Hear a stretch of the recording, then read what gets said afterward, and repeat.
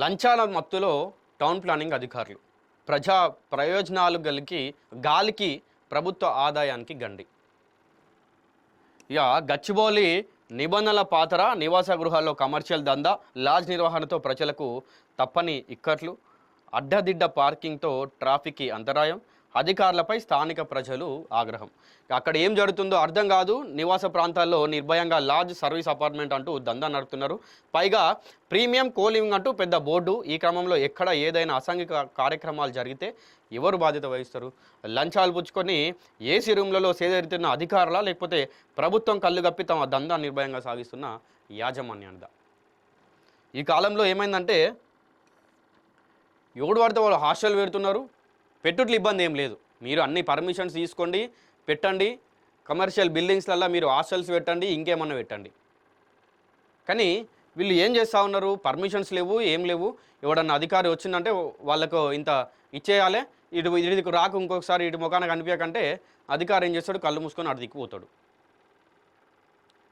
ఒకవేళ అక్కడ ఏమన్నా జరిగితే ఎవరు బాధ్యత వహిస్తారు? కోలివింగ్ పెట్టినటువంటి యాజమాన్యాలు, ఓనర్ ఎవరైతే ఉంటారో వాళ్ళు వహిస్తారా, లేకుంటే కళ్ళు మూసుకొని పోయినటువంటి అధికారులు వ్యవహరిస్తారా? దానికి ఎవరు బాధ్యులు? నివాస అనుమతి, కమర్షియల్ దందా. గచ్చిబౌలి సర్వే నెంబర్ 86లోని ప్లాట్ నెంబర్ 12-13లో నిర్మించిన భవనం చట్ట ప్రకారం కేవలం నివాస అవసరాల కోసం మాత్రమే అనుమతి పొందింది. ఆడ నివాస అనుమతి మాత్రమే పొందింది. ఆ బిల్డింగ్ ఏదైతే ఉందో భవనం కమర్షియల్ కోసం కాదు. అయితే ఇక పర్మిట్ డ్రామా 13/8/2023న బిల్డింగ్ పర్మిట్ పొందిన యజమాని నిర్మాణం పూర్తయ్యాక అధికారులను ప్రసన్నం చేసుకొని 16/7/2025న ఆక్యుపెన్సీ సర్టిఫికేట్ కూడా దక్కించుకున్నాడు. ఈ అసలు బండారం ఓసీ చేతికి రాగానే రాత్రికి రాత్రే ఆ నివాస భవనం కాస్త అరేలియా సూట్స్ అనే కమర్షియల్ లాడ్జ్, సర్వీస్ అపార్ట్మెంట్గా రూపాంతరం చెందింది. నివాస ప్రాంతంలో బోర్డులు తొలగించి వ్యాపారం చేస్తున్న అధికారులకు అది కనిపించకపోవడం వెనుక ఎన్ని లక్షల ముడుపులు చేతులు మారాయో అర్థం చేసుకోవచ్చు. ఈ బిల్డింగ్ ఏదైతే ఉందో కేవలం నివాస భవనంగా అనుమతి పొందిన ఈ బిల్డింగు రాత్రికి రాత్రే అరేలియా సూట్స్ అని చెప్పి దీన్ని కోలివింగ్ హాస్టల్గా మార్చిల్లు.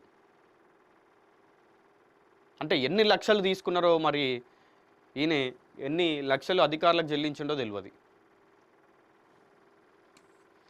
చట్టం చుట్టమైందా? ఉల్లంఘన పర్వం ఇది. ఇక కన్వర్షన్ లేదు, కప్పం మాత్రం ఉంది. భూ వినియోగ మార్పిడి లేకుండా నివాస గృహాన్ని వాణిజ్యపరంగా వాడడం నేరం. కానీ ఇక్కడ యజమాని అదనపు ఆదాయం కోసం, అధికారులు ముడుపుల కోసం చట్టాన్ని తుంగలో దొక్కిర్రు. Trade licence మాయమంట. ఎటువంటి ట్రేడ్ లైసెన్స్ లేకుండా, కమర్షియల్ పన్నులు చెల్లించకుండా పబ్లిక్గా ప్రభుత్వం కళ్ళ ముందే కోట్లు గడిస్తున్నారు.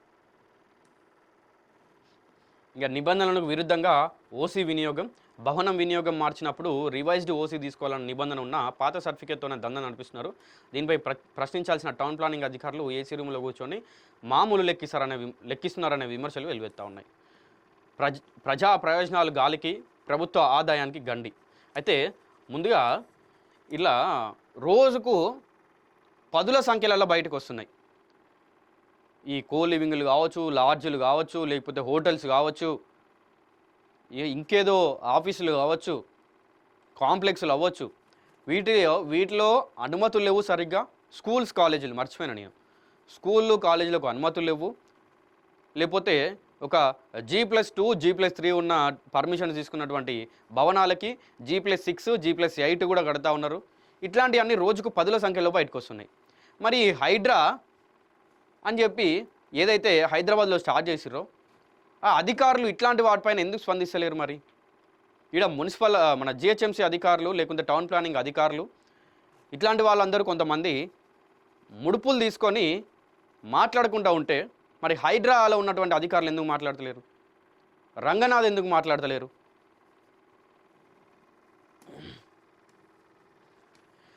ఇక ప్రజా ప్రయోజనాల గాలికి, ప్రభుత్వ ఆదాయానికి గండి.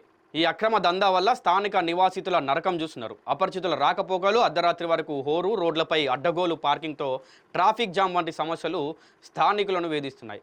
ప్రభుత్వానికి రావాల్సిన కన్వర్షన్ ఛార్జీలు, వాణిజ్య పన్నులకు భారీగా గండిపడుతుంది.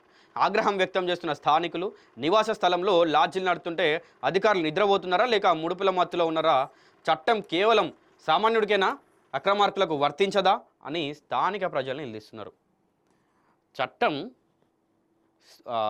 సామాన్య ప్రజలకేమో అది చట్టం, ఇక అక్రమార్కులకేమో అది చుట్టం. అర్థం చేసుకోండి. మీరు ఓ పర్మిషన్ కావాలి లేకపోతే ఇంకేమన్నా కావాలని చెప్పి అధికారుల దగ్గరికి పోతే అది మీకు చట్టం అవుతుంది. ఇట్లాంటి అక్రమార్కులకు పోతే మాత్రం ఇట్లాంటి అక్రమార్కులు అధికారుల దగ్గర పోతే మాత్రం వాళ్ళకి అది చుట్టం అవుతుంది. ఎందుకు? వీళ్ళు కట్టలు ఇస్తారు కాబట్టి. ఇక ఉన్నతాధికారుల స్పందన ఏది? కళ్ళ ముందే ఇంత అక్రమం జరుగుతున్నా జిహెచ్ఎంసీ ఉన్నతాధికారులు ఎందుకు మౌనంగా ఉన్నారు? విజిలెన్స్ విభాగానికి ఈ భాగవతం కనిపించడం లేదా? తక్షణమే ఈ భవనాన్ని సీజ్ చేసి అక్రమంగా ఓసీ జారీ చేసిన టౌన్ ప్లానింగ్ అధికారులను సస్పెండ్ చేయాలని డిమాండ్ బలంగా వినిపిస్తూ ఉంది. అట్లా ఎవరైతే దీన్ని ఫస్ట్ ఈ బిల్డింగ్ దీన్ని క్లోజ్ చేసి దీనికి ఓసీ సర్వ్ చేసినటువంటి అక్కడ ఆఫీసర్ని సస్పెండ్ చేసి అక్కడ ఉన్నటువంటి ప్రజలకు న్యాయం చేయాలి ఫస్ట్. ఇంకా ప్రభుత్వంలో ఉన్నటువంటి ప్రభుత్వ అధికారులు అవ్వచ్చు, ప్రభుత్వం అవ్వచ్చు, చక్కగా పనిచేస్తుందని మీకై మీరు నిరూపించుకోవాలి. లేకపోతే అధికారులన్నా మీరు చెప్పండి, లేదు లేదు దానికి మేమే పర్మిషన్ ఇచ్చినాం, మేము ఎంతో కొంత తీసుకున్నాం, మీరు దానిపైన మాట్లాడకండి అని మీరనే చెప్పండి. ఏదో ఒకటి చేయండి. ఇక ప్రభుత్వం చక్కగా పనిచేస్తుందని చెప్పండి, లేకపోతే మీరు వాళ్ళ దగ్గర నుంచి పైసలు తీసుకొని మాట్లాడుకుంటున్నామని చెప్పండి. ఇట్లాంటివి ఏదో ఒకటి మీరు బయటకు వచ్చి చెప్తే కానీ అది నిజమైందనేది తెలియదు. ఆ బిల్డింగ్ సీజ్ చేస్తారా లేకపోతే ఇంకా అక్కడ ఉన్నటువంటి ఆఫీసర్ని సస్పెండ్ చేస్తారా, ఏం చేస్తారో చూద్దాం.